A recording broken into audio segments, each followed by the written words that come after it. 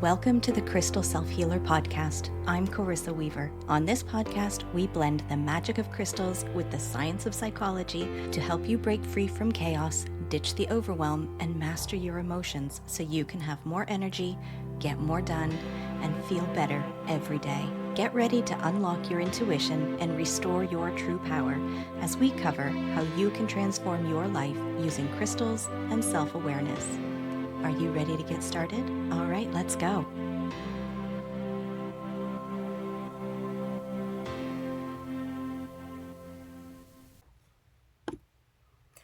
Have you ever noticed that there's a strong expectation in Western culture to turn the other cheek, to defer to elders, or to hold your nose and do it anyway when it comes to people you'd rather not interact with?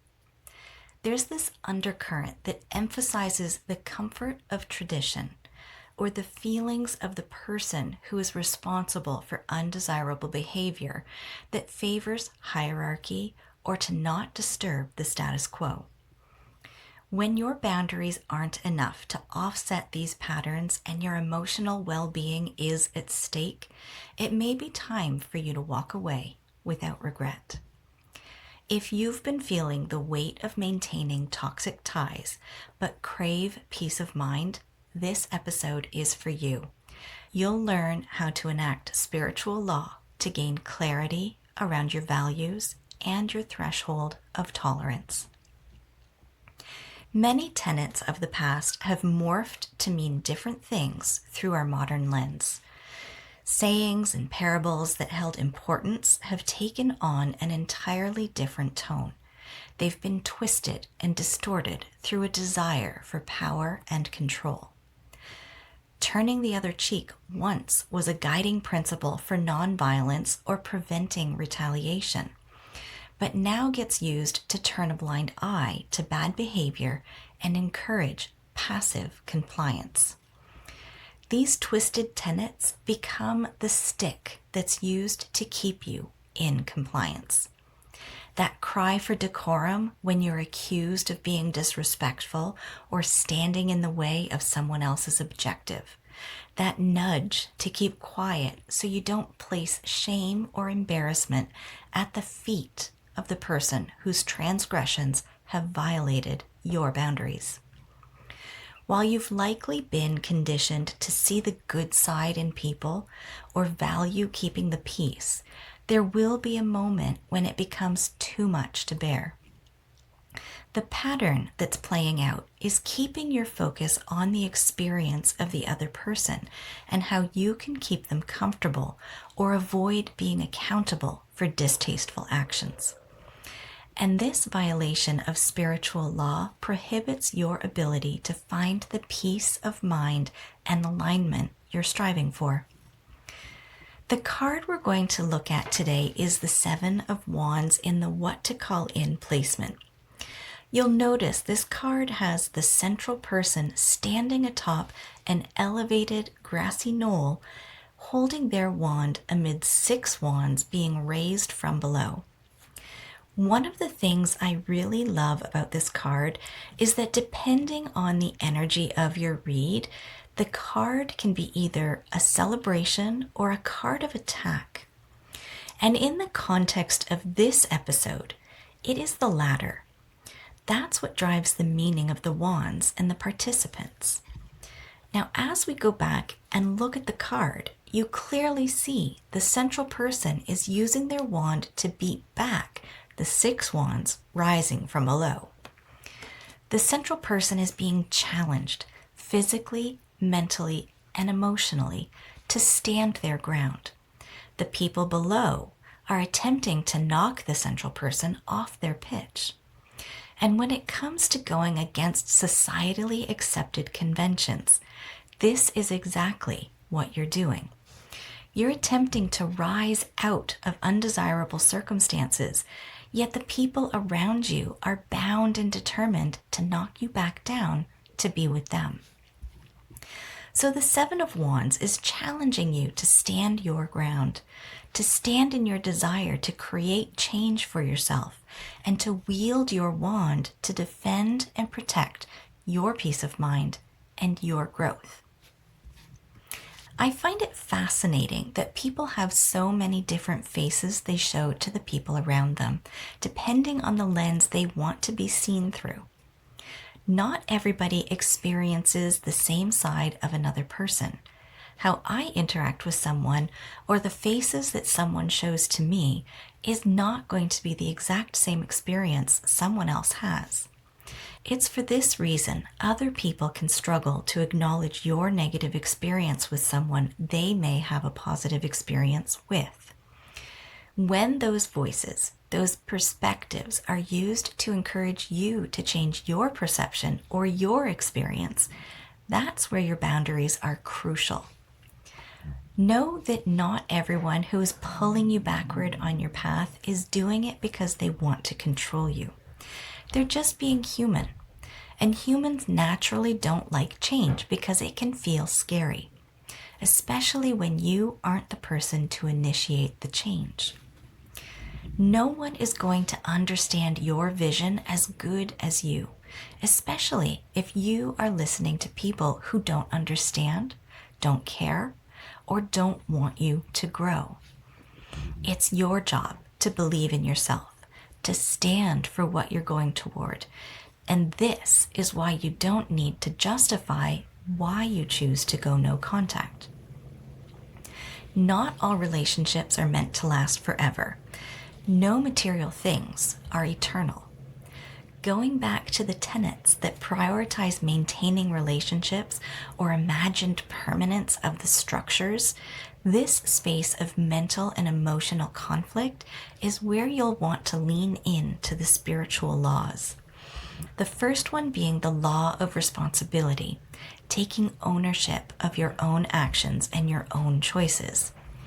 Explore where your boundaries have been unclear, unspoken, or ignored. You're allowed to have a boundary. You're allowed to have a line to say, I'm not tolerating this anymore, and then to walk away without shame, without guilt, or having to explain to anyone. If you were to decide or be influenced to go back to something that is hurting you and your sovereignty, this calls you to lean into the spiritual law of accountability. People can threaten, entice, bribe, or coerce all they want.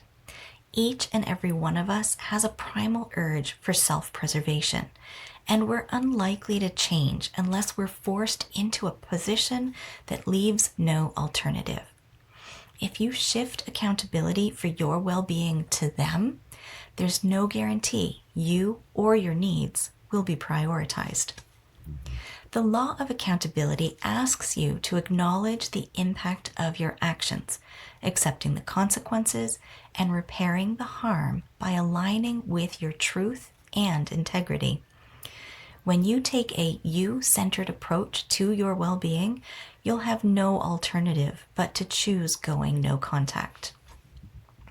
When you're standing on your pitch, experiencing the mental and emotional conflict of the wands around you, this is where you get to decide whether you stay and endure the undesirable behavior, or if you go no contact and choose your peace of mind instead. The crystal I'm going to invite you to work with is ruby, and here's why.